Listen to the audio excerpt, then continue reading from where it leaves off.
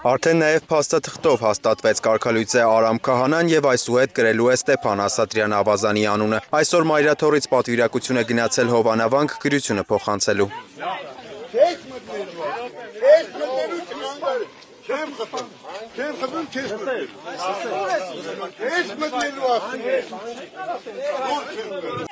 Քաշքշուկ է սկսել եկեղեցու բակում, երբ վեճը թեժացել է քահանայի կողմնակիցների ու հակառակորդների միջև։ Տարակուսած հավատացյալները չգիտեին շարունակել ամուսնական ծեսը, թե ոչ։ Մեկ ասում էին. Արսանիքա, թողեք մեր արարողությունը ավարտենք, ինչ ուզում եք արեք այդ միկրոֆոններով ձեզ։ Ավելի ուշ տեղեկություն տարածվեց, թե հրաժարվում են մասնակցել պսակադրությանը։ Ապրեք շատ։ Կաթողիկոսը չի կարող կին ու երեխեք ունենա։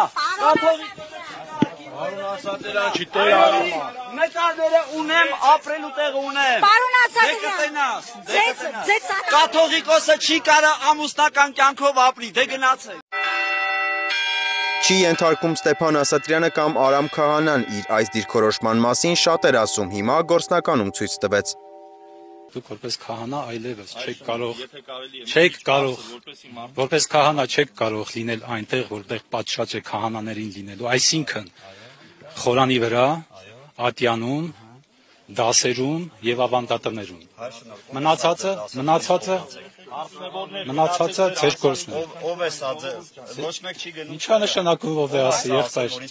եղբայր, ինչա նշանակում ով է ասի։ Հիմա ես փոխանցում եմ։ Ում ասացնեք փոխանց։ Ասեցի, չէ։ Դիվանատան։ Այո, դիվանատան։ Ես ասեմ չեմ ընդունում սա։ Ով տվել է։ Ես փոխանցեցի։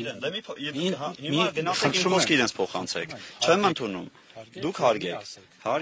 Ես այդ կառույցը չեմ հարգում, ով որ էս թուղթ ուղարկել է։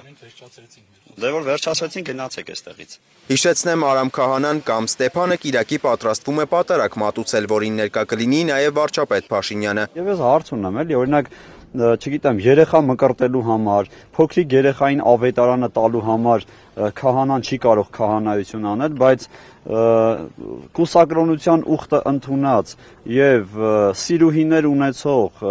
կին երեխաներ ունեցողը կարա հաղորդություն տա, իր տված հաղորդությունը համարվում է հաղորդություն, իսկ ուղղակի եկեղեցու խնդիրները բարձրաձայնած հոգևորականի հաղորդությունը հաղորդություն չէ կամ։ Սիմոն Հովանեսյան, Reopen Media։